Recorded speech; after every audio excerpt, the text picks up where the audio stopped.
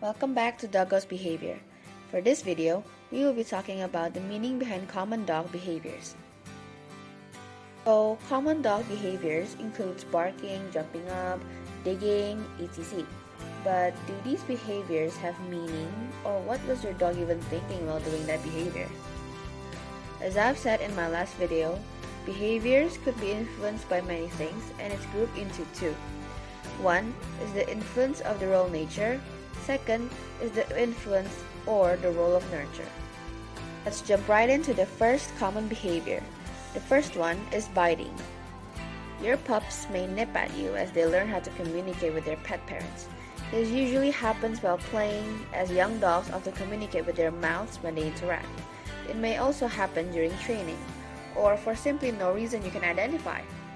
If your young one is nipping regularly, though it is important to stop it before it develops into a more problematic dog behavior down the line. Dogs bite out of anxiety, fear, or maybe aggression. If you're having trouble teaching your dog not to bite, consider working with a professional trainer, or better yet, a veterinary behaviorist. The next one is circling. Dogs who can't stop walking in circles may have a health issue. Yes, sometimes it's fun to chase your tail, but if your pup just keeps doing it, there's problem beneath the surface. Ear infections may cause circling, but compulsive tail chasing may occur with bull terriers though. Of course, there may be other reasons your buddy is circling here. Older dogs may suffer from vestibular syndrome.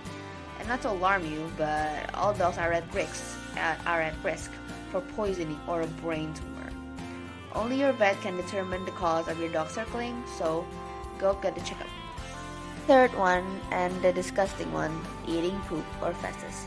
Well, dogs eat feces for many reasons. It can be a normal dog behavior, but it is so disgusting for us though.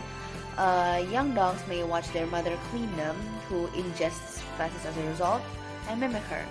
Fear may even be the cause of your dog to eat feces if he's afraid of the repercussions. Then again, your dog may just be curious. He may smell certain scents in the feces and wonder what it tastes like. So eating poop can also be an instinctive solution to nutritional deficiency. So make sure you feed your dog a healthy and well-balanced food. Next is head pressing. For this one, if you notice your dog pressing his head against a wall or any firm object, there's a need for your immediate attention. Head pressing is a very common sign of numerous serious problems, such as toxic poisoning or brain disease. Please make an appointment with your dog ASAP. Up is sitting on your feet or between your legs. Behavior is often mistaken for possessive behavior, but dominance is rarely the problem. Your dog is probably trying to feel safer by staying close to you. Anxiety is often more than a dog trainer is qualified to help with, so I may suggest to discuss with a behaviorist or a veterinary behavior specialist. Sixth is scooting. Ever watch your dog drag himself across the floor or ground? It may seem funny, but this is called scooting, and it means that there's something irritating your dog's anus. Or it is possible that your pup's anal sacs are full and need to be expressed. So if your dog's anal sacs aren't backed up, the problem could be irritation for some other reason. Allergies may only show up as an itchy rear.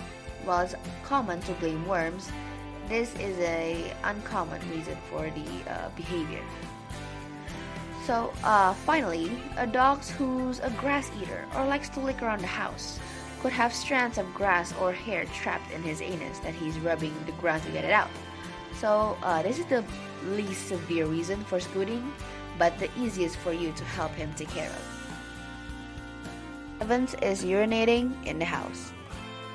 Your dog is house trained, then it may come as a surprise if you see him urinating in your home. Dog behavior doesn't usually change without a reason. Formerly reliable dogs who suddenly begin urinating inside need your attention. This is a sign that something may be very wrong with your furry friend here. And when he relieves himself frequently, even if he's in the correct location, it can be a sign of a urinary tract, bladder, or kidney infection. In an older dog, it may even be a sign of dementia. Eighth is yawning. Although you might think that dogs yawn, it means they're tired, but it doesn't mean that. He may be interested in napping, but he could also be showing signs of fear or stress. If your dog appears to yawn at an increased rate around a new person, please don't rush the introduction. He's either picking up vibes he doesn't feel comfortable with, or maybe fearful or a less obvious reason. No matter what the case, a forced introduction is not a good idea. Ninth is smelling our private parts. You may already be aware the fact that your dog has a very keen sense of smell, but do you know just how strong that sense of smell is? Experts have noted that a dog's sense of smell can range anywhere from 40 times to 100,000 times stronger than ours.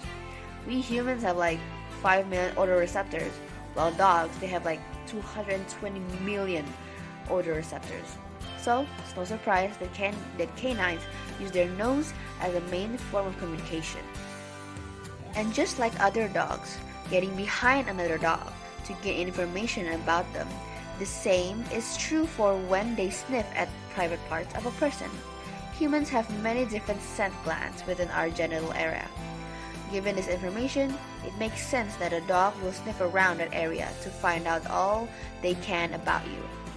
They are especially nosy when a person who has more complex smell present. This could be due to the fact that you recently had sex, a woman who is menstruating or just given birth, or someone who is pregnant. So this is the method that dogs do, that is simply seeking more information about the individual. Thank you so much for watching. As for the next video, we will be digging deeper on two common behaviors, which is biting and digging. Have a wonderful day and thank you.